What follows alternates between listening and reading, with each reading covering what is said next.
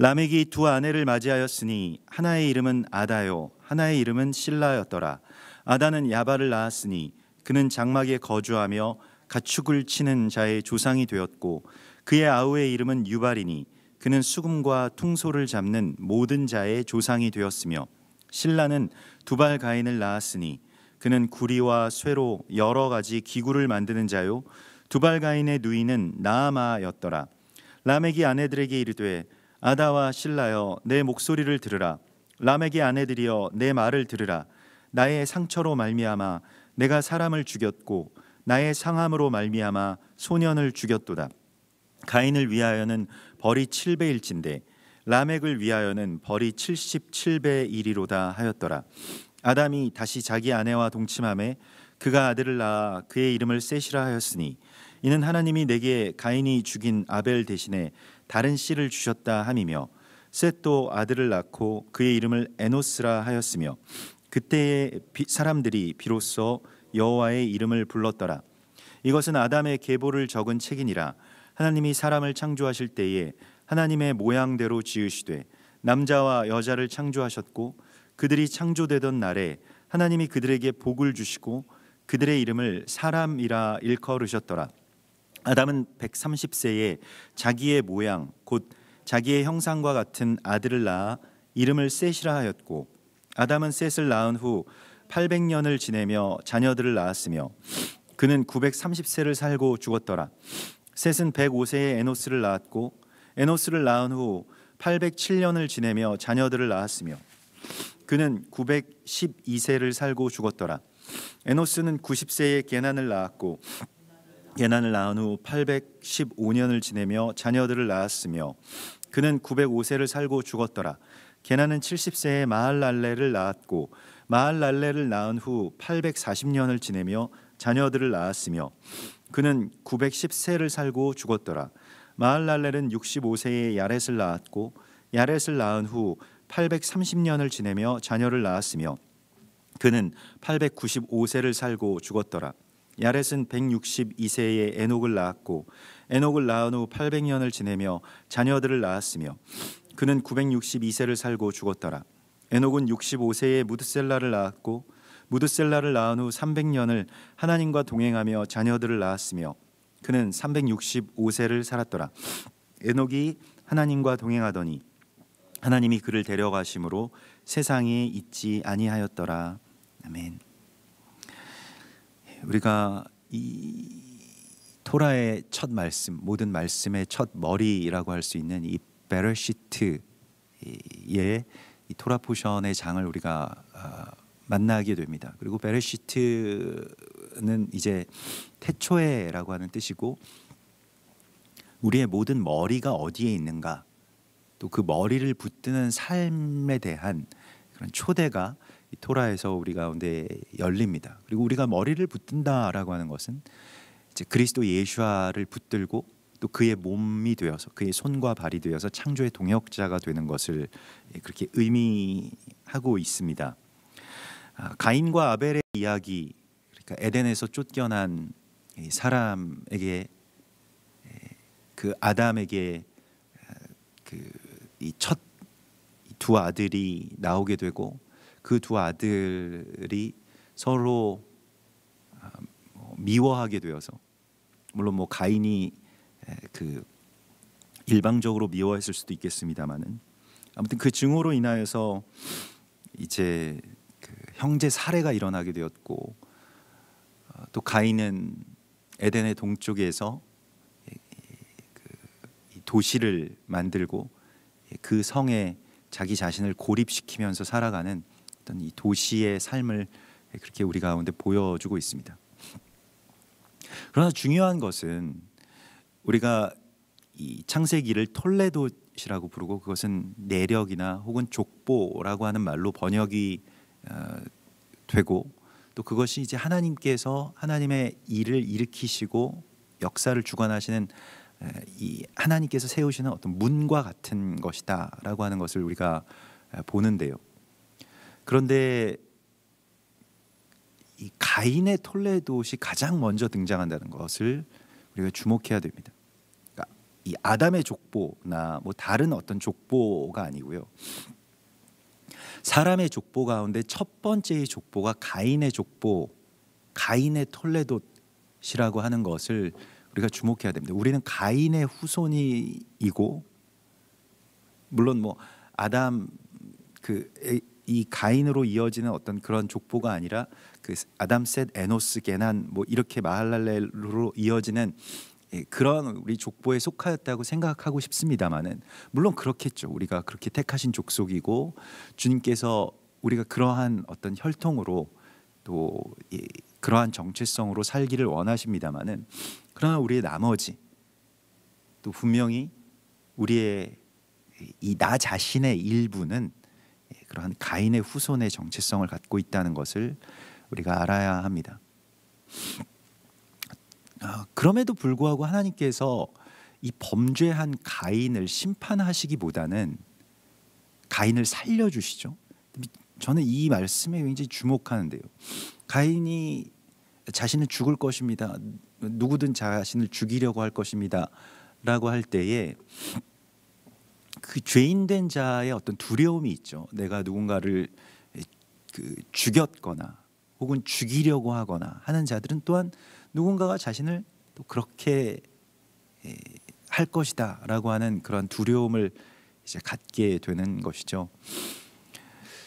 그런데 하나님께서 가인을 살려주시고 또 가인에게 기회를 주시고 또 가인에게 자녀들을 주시고 그 자녀들을 통해서 굉장히 여러 일들을 하시는 모습들을 우리가 봅니다. 이것이 그 토라에서 나오는 아주 중요한 그 하나님의 성품이고 하나님의 방식 가운데 하나인데요. 사실 우리가 고라당의 반역 사건에서도 고라가 그 모세와 아론에게 정면으로 반역하고 말하자면 이게 그 레위인들의 어떤 스트라이크와 같은 것이었는데, 레위인들의 어떤 파업 사태와 같은 것이었는데, 우리 왜 이렇게 무거운 것만 들고 다니면서 허드렛 일만 하냐?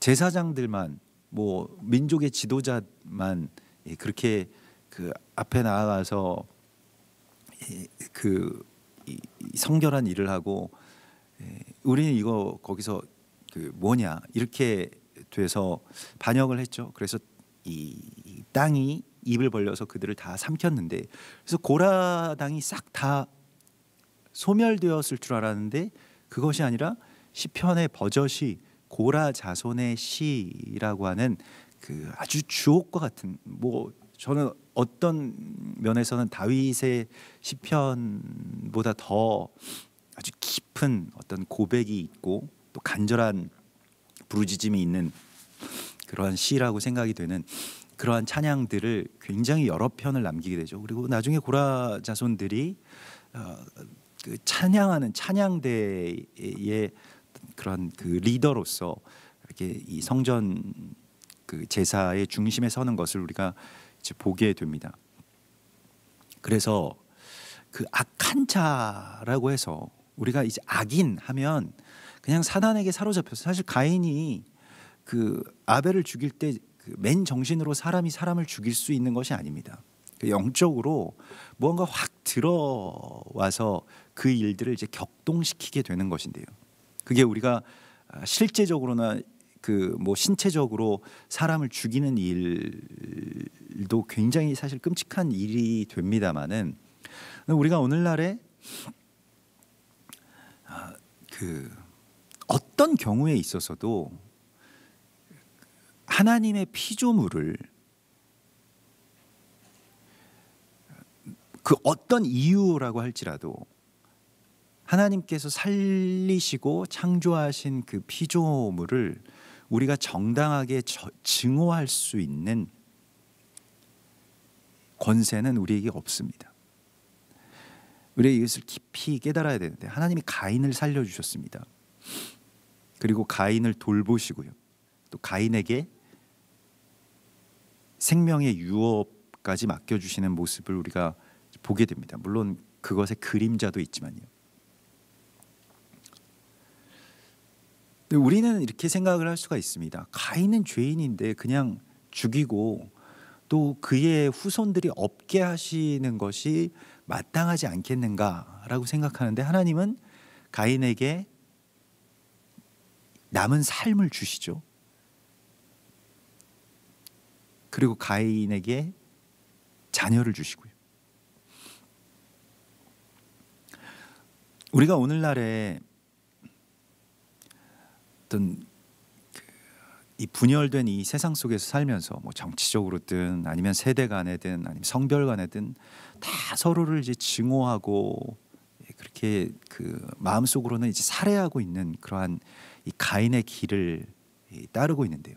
근데 그 증오의 이유들은 다 제각각이긴 합니다만은, 그러나 공통적으로 대부분 다 맞는 말이고 근거가 있습니다. 뭐 사실은 이유 없이 누가 사람을 미워하겠습니까? 여러분, 자기 안에 갖고 있는 어떤 증오의 감정, 누군가를 미워하는 그러한 마음들이 정당하지 않다면 어떻게 그것이 내 안에서 그렇게 나왔을까요? 그래서 미워하는 것은 옳지 않다라고 말하는 자들을 또한 미워하게 되는, 그것이 계속 증폭이 되어서 결국에는 이 살해의 저주와 그러한 주술들이 난무하는 그런 세상 속에 우리가 살아가고 있죠.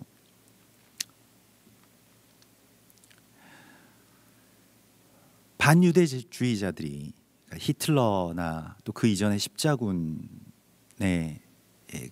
그러한 모든 이 교회와 십자가의 이름으로 자행한 그 일들은 일종의 증오 범죄이죠. 오늘날의 그 증오 범죄라고 하는 바로 그것 말입니다.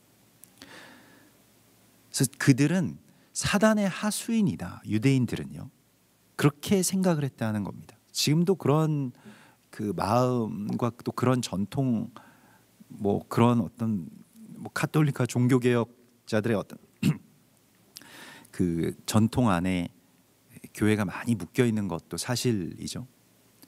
아주 정당하게 미워하고, 미워하는 것이 예수와를 사랑하는 것이고 하나님을 잘 믿는 것이다. 유대인들도 마찬가지였습니다.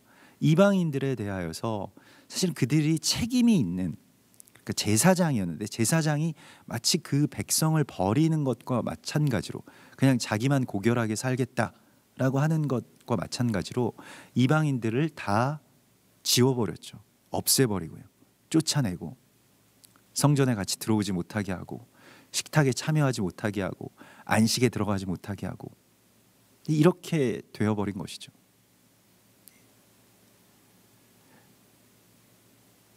이제 그 가인과 아벨의 이야기가 계속 지금도 내려오고 있는데,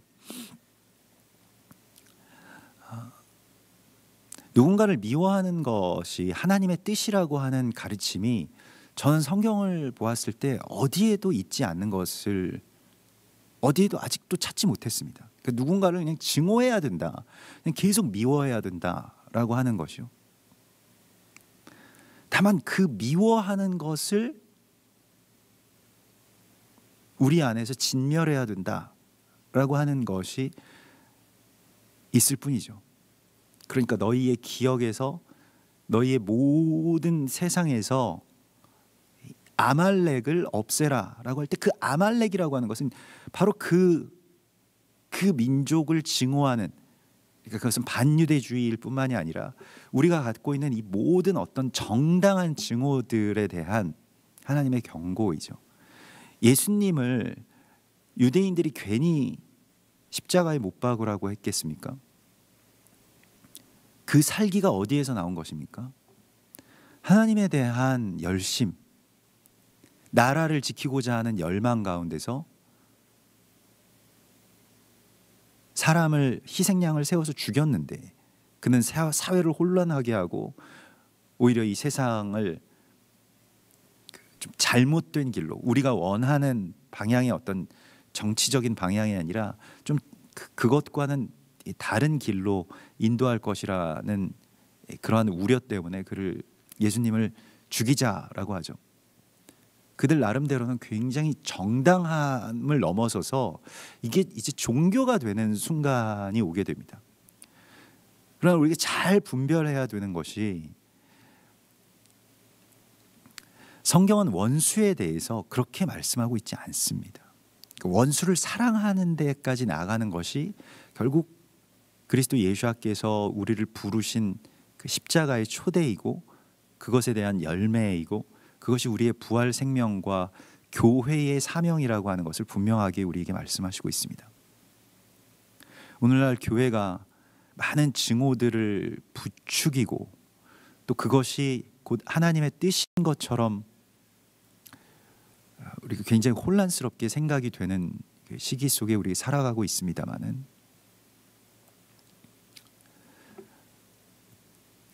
그것이 뭐 좌편이든 우편이든 간에 많은 교회들이 뭐 정치적으로 그러한 이 경랑 속에 이 전면에 나서 있습니다만은 그 본질적인 어떤 마음, 그 나라를 사랑하고 또 걱정하고 불의를 미워하고 또 전쟁을 막아야 한다라고 하는 어떤 그런 뜻을 우리가 하나님으로부터 받고 그런 기도를 하고 또 그런 행동을 하는 것은 맞습니다만은 다만 그것으로 인해서 누군가를 증오한다. 아주 정당하게. 그래서 그들은 다 사단의 자식들이다. 이렇게 되는 것은 사단이 자식이 어디 있습니까? 다 하나님의 피조물들입니다. 원수라고 할지라도 아무리 소망이 없는 가인이라고 할지라도 그에게 소망을 두시는 것이 하나님의 성품입니다. 그런데 우리가 그는 하나님 아들이 아니라 그냥 다 쓸어버려야 되는 존재들입니다. 다 적폐입니다. 다 청산해야 되는 사람들입니다. 이렇게 된다면 얼마나 그것이 하나님 앞에 범죄일까요?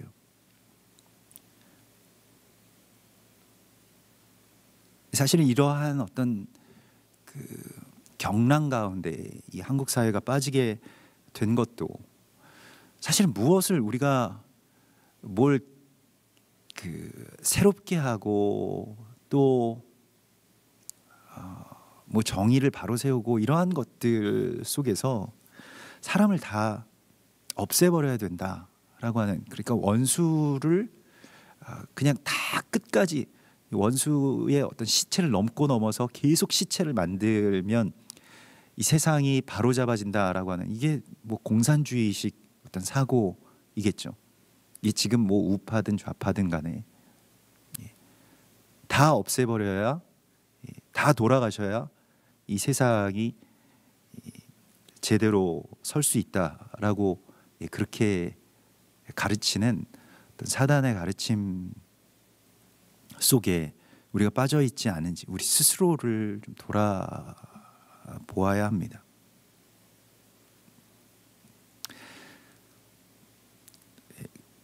그리고 하나님께서 오늘 우리에게 말씀하시는 것은 이 가인에게 소망을 두시고 가인을 통해서 어떤 일들을 하시는 하나님에 대하여서 우리가 그것을 막을 수 없다는 것입니다.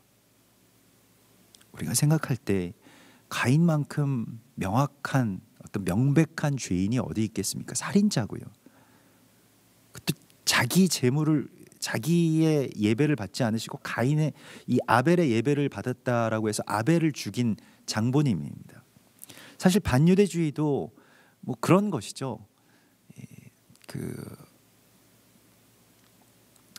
이스라엘의 어떤 선민 의식, 뭐 이스라엘 사람들은 막 거만하고 선민 의식에 사로잡혀 있고, 사실 지금도 이스라엘에 대해서 이야기하시는 분들이 그런 스테레오타입을 갖고 이스라엘에 대해서 그냥 은연중에 뭐 이스라엘을 위해서 기도하시는 분들 가운데서도 이스라엘 선민의식이 있다 이렇게 이야기를 하시는 분들이 있는데, 사실 그것은 어쩌면 일종의 가인의 열등감과 같은 것일 수도 있겠습니다. 이스라엘이 선민이라고 하나님께서 말씀을 하셨으면 그냥 선민으로서 그렇게 하나님이 받으시고 또 세우시고 또 우리는 우리의 몫이 있는 것이죠.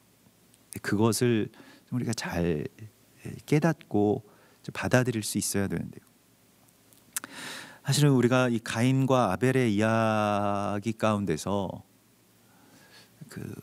좀 더 우리의 삶과 이 세상 가운데 많이 남아 있는 것은 사실은 아벨의 이야기가 아니라 가인의 이야기들이죠. 가인의 후손, 그것은 바로 나의 모습과 다름이 아닐 것입니다. 그러니까 어떻게 우리가 사람을 살리고 하나님께서 창조하시고 자기 형상을 따라서 지으신 사람들을 끝까지 사랑하겠는가? 정당한 원수라고 하는 것은 성경에 존재하지 않습니다. 원수를 사랑하라고 말씀을 하시고 오른뺨을 맞으면 왼뺨을 돌려대라고 말씀을 하시고 있습니다. 하나님은 누구도 죽이라고 하시지 않았습니다. 그런데 우리가 십자군이 된다. 그래서 누군가를 다 죽이고 청산할 때까지 그것이 하나님이 우리에게 주신 명령이다. 이것은 굉장히 비성경적인 일이라고 할 수가 있겠습니다. 오늘 가인의 후예들의 이야기가 쭉 나오게 되는데 라멕이 두 아내를 맞이하게 되고요. 가인의 이 아들 가운데 이 라멕이 두 아들이 있게 되는데 하나는 아다고 하나는 실라였습니다. 그런데 아다가 야발을 낳았으니 그는 장막에 거주하며 가축을 치는 자의 조상이 되었고, 우리가 장막에 거주한다. 우리 초막절에서 보았죠. 장막에 거주한다. 또 가축을 친다라고 하는 것이 다 하나님의 백성과 하나님의 사람들이 갖추어야 될 그러한 삶의 자세인 것을 우리가 보게 됩니다. 꼭 농업을 하느냐, 뭐 어떤 직업을 꼭 그런 유목민이 되어야 되느냐, 이러한 어떤 실제적인 이야기가 아니라 사실은 우리가 하나님의 이끄심을 받아서 하나님 목자 되신 그리스도 예수와를 따르는 어떤 삶의 형태요. 그것을 말씀하고 있는데 야발이 그 조상이 되었다라고 말합니다. 야발과 유발은 사실 같은 이름입니다. 이렇게 발음만 다른데요. 야발, 유발 이렇게 그냥 이 모음의 발음만 좀 다를 뿐입니다. 근데 야발과 유발이 둘 다 인도함을 받다라고 하는 그런 뜻입니다. 그러니까 삶에 있어서 우리가 이 나 자신이 막 뭔가를 막 개척하고 뭐 내 힘으로 뭐 자수성가하고 그래서 자기 자신을 믿고 자기 자신을 너무 믿은 나머지 그냥 자기 확신 가운데 빠지고 이제 그렇게 되면 그것이 물론 신념일 수도 있는데 심지어는 신념과 믿음과 또 더 나아가서는 토라에 대한 율법에 대한 그런 모든 것들까지도 하나님의 인도하심에 맡기지 않으면 그것이 일종의 결박, 덫이 될 수 있습니다. 그것을 뭐 신학에서는 이제 도그마라고 이야기를 하죠. 자기 신앙이고 또 신념인데 또 뭐 일견 옳은 것이죠. 그런데 거기에 완전히 다 사로잡히게 되면 본질적인 어떤 사랑을 놓치게 되고 사실은 우리의 어떤 삶의 자세가 하나님의 인도하심을 받는 건데 내가 다 알아버렸으면 어떻게 되겠습니까? 내가 다 알고 그냥 결정을 해놨고 하나님이 이거 반드시 이런 하나님일 것이라고 완전히 다 결정을 해놓게 되면 어떤 일들이 벌어지냐면 그 밖에 또 그것과 다른 말씀을 하시는 하나님을 죽이게 됩니다. 예수께서 그러셨죠. 안식일에 대해서나 또 이방인들에 대해서 또 이스라엘의 어떤 그 구원과 회복에 대해서 정통적인 유대인들이 가지고 있었던 그러한 어떤 통념들 또 그런 신앙, 도그마, 하나님에 대한 어떤 열정으로 가득 차서 그들이 완전히 믿고 있었던 바로 그것들에 대해서 예수께서 건드리셨을 때 그들은 분노하였습니다. 굉장히 정당한 분노였고 가인의 분노와도 같은 분노였을 것입니다. 우리가 계속 삶의 자세에서 이 야발의 자세를 갖는 것은 너무나도 중요한 이야기입니다. 인도하심을 받는다. 겸손함으로 나는 아무것도 알지 못하고 지금 내가 알고 믿고 있는 것도 하나님께서 또 인도해 주시면 또 언제든지 그 다음 단계로 우리가 나아갈 수 있는 이 장막에 거하고 또 가축을 치는 그 목양을 하는 또 인도하심을 받는 그러한 삶을 살아가라고 말씀을 하시고 있습니다. 그래서 그가 이 야발이 장막에 거주했다고 하는데요. 여기서 나오는 장막은 그 오헬입니다. 그래서 우리가 장막에 두 이름이 있죠. 수콧, 수카라고 하는 그러한 장막이 있고, 그것이 이제 야곱이 그 훗날 지은 그러한 장막인데, 여기서 야발이 장막에 거주하였다라고 할 때 오헬에 거주하였다. 오헬 모에드라고 하면 회막이 되고요. 오헬이라고 하는 것은 빛나다, 성결하다, 깨끗하다 이런 뜻입니다. 그것으로 그 빛나는 어떤 하나님의 빛으로 덮으신다라고 하는 의미가 여기서 말씀하고 있는 어떤 장막의 의미이고, 야발이 거기에 거주했다는 것입니다. 가인의 후예인데요. 그리고 그의 아우도 유발이고, 유발은 찬양하는 자가 되었죠. 수금과 퉁소를 잡는 자의 조상이 되었다. 유발 역시 인도하심을 받는다라고 하는 이 뜻을 갖고 있습니다. 수금이라고 하는 것은 이제 손으로 하는 일이고요. 그 손으로 예배하는 것이고요. 수금은 손을 사용하게 됩니다. 그 자기 손으로, 자기에게 주신 이 손으로 뭘 하느냐? 사람을 쳐 죽일 수도 있고요. 내 손으로 뭘 만들어서 이룰 수도 있고. 근데 그 손으로 하나님을 찬양합니다. 그러니까 나의 손이 그냥 단순히 어떤 일과 아니면 뭘 증오하고 파괴하는 그러한 것에 쓰이지 않고 하나님을 찬양하는 데 나의 손을 들인 자의 이름이 바로 유발입니다.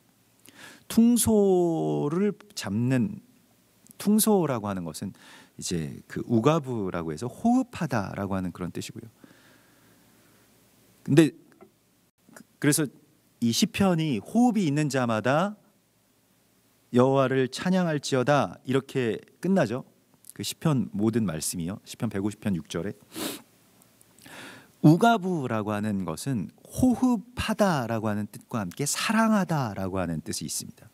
정말로 사랑하는 것과 호흡하는 것이 이제 같은 것이고, 하나님 사랑하고 또 하나님 예배하고, 나에게 주신 손으로 내가 하나님을 예배하고,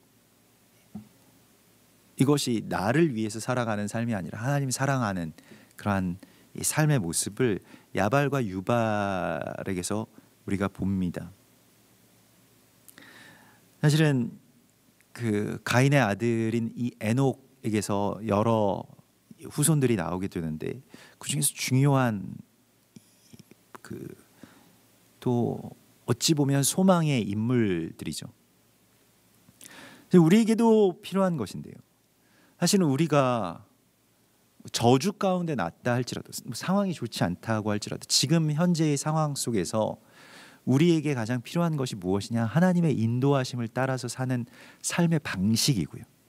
영적인 유목민의 모습을 회복하는 것이고, 또 장막에 거하고, 또 하나님께서 맡겨주신 생명들을 돌보고, 또 그리고 이와 같이 주님을 찬송하는 그런 예배자로 서는 것입니다.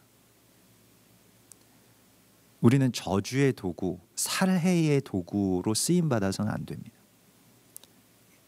생명과 찬송과 경배의 도구로 그렇게 주님 앞에 서기를 우리가 소망해야 될 것입니다. 그러나 가인의 후예 가운데서는 그늘도 있죠. 여기서 실라는 실라가 이제 어떤 자녀들을 낳게 되는데, 실라라고 하는 이름 자체가 그늘, 어두움이라는 뜻입니다.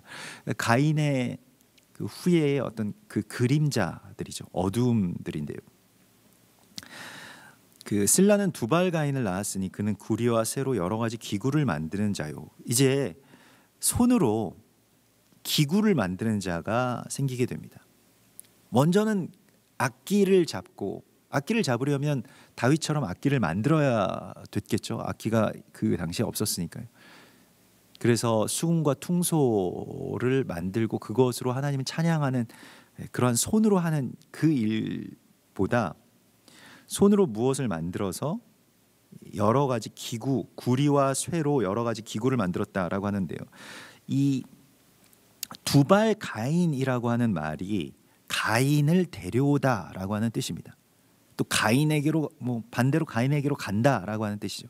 그럼 가인은 무슨 뜻이 될까요? 가인이라고 하는 것이 이게 지금 가인의 후예들이 다시 이제 가인에게로 돌아가는 그러한 일들을 하게 되는 것인데, 가인이라고 하는 이름이 고착된다라고 하는 그런 뜻이 있습니다. 그리고 원래 뜻은 아주 견고한 작살이나 창을 땅에다 던지는 일을 말합니다.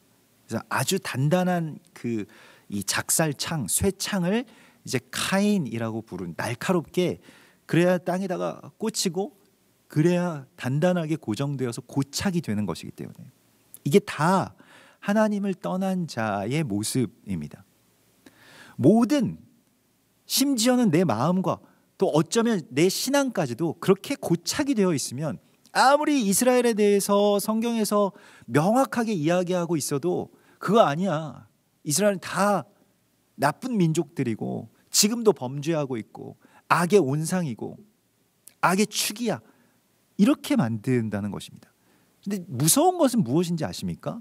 우리도 마음이 고착되면 그런 식으로 사단이 생각하라고 하는 것에 그냥 매여버리게 된다는 것이죠. 틀린 말 아닙니다. 이스라엘이 범죄도 했겠죠. 또 여러 가지 문제들도 있겠죠. 지금도 그 어떤 불안감과 평화에 대한 어떤 갈망 때문에 여러 가지 왜곡된 일들을 행하는 그런 정말로 부분들도 있겠죠. 우리라고 그렇지 않겠습니까? 우리가 월남전에 베트남에 들어가서 했던 그 잔혹한 일들에 대하여서는 잘 우리가 그렇게 많이 교육받거나 또 혹은 제대로 사죄하지도 못했습니다. 물론 간혹 대통령이 베트남 방문할 때 그런 말을 하긴 합니다만은 일본에게 우리가 사죄를 받는다. 근데 베트남에는 우리가 사죄해야 된다 이런 생각을 우리 갖지 못하고 있잖아요. 베트남 사람들이 계속해서 우리에게 사죄하라 사죄하라 그렇게 하면 마음이 어떨까요? 뭐에 대해서 사죄해야 되는지 알지도 못합니다. 일본이 지금도 그렇겠죠. 가인이라고 하는 이름은 고착된다라고 하는 말이고요. 그래서 그의 그늘인 실라가 두발 가인을 낳고 두발 가인은 가인을 다시 데리고 오게 됩니다. 그리고 그가 여러 가지 기구를 만들어서 구리와 쇠로 여러 가지 기구를 만들었다라고 하죠. 구리는 나하쉬라고 해서 이게 그 뱀을 뜻하는, 뱀이 슉슉거리는 그런 소리가 구리이죠. 그래서 이게 좀 그 사단과 깊은 관계가 있는 어떤 그러한 이야기입니다. 그리고 쇠는 바르첼이라고 해서 찌르다라고 하는 그런 뜻이고, 가인이라고 하는 이름이 찌르다라고 하는 말이고 그 날카로운 창으로 찌르다라고 하는 그런 뜻이고, 못을 박는다라고 하는 말도 가인이라고 하는 이름으로 그렇게 쓰이게 됩니다. 그래서 결국에는 우리가 죽이는 그런 모든 자들이, 우리가 마음으로 죽이고 입술로 죽이고 신념으로 죽이고 정치적인 성향으로 죽이는 그런 모든 자들이, 우리가 찔렀던 모든 자들이 결국 십자가에 달리신 예수와의 모습이라고 하는 것을 우리가 알게 되었을 때 굉장히 당혹스럽게 되는 것이죠.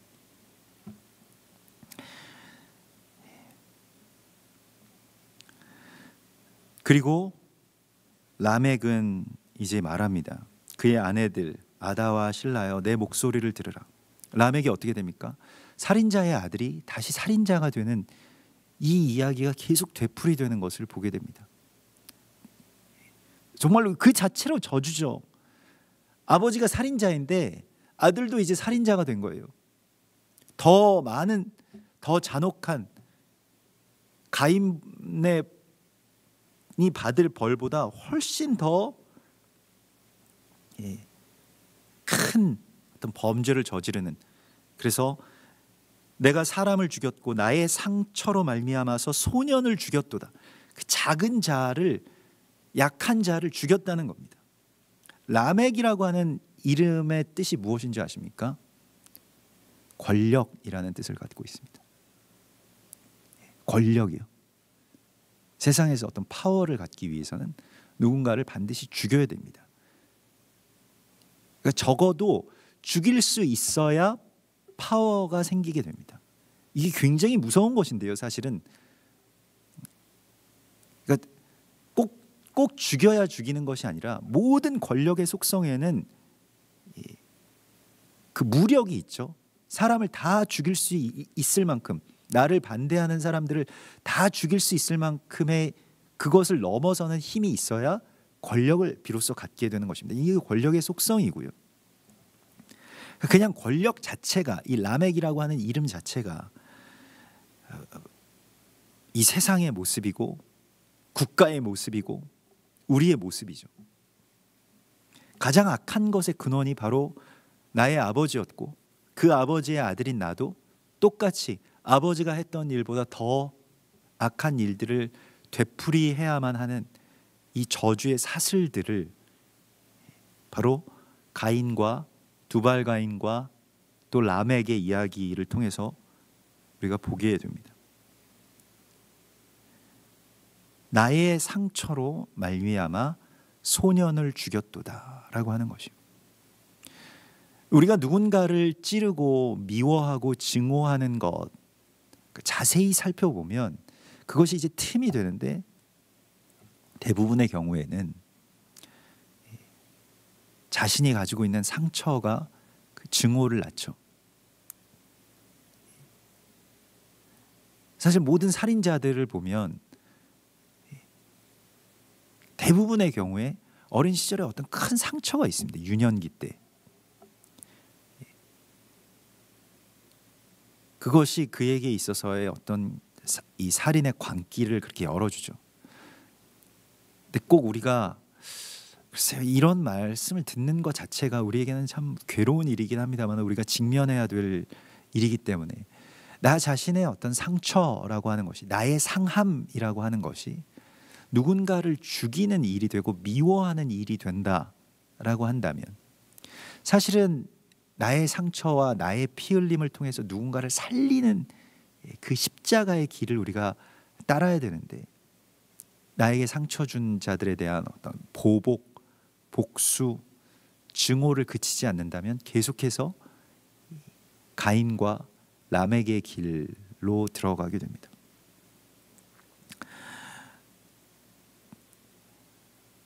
가인을 위하여는 벌이 7배일진데 라멕을 위하여는 벌이 77배이로다.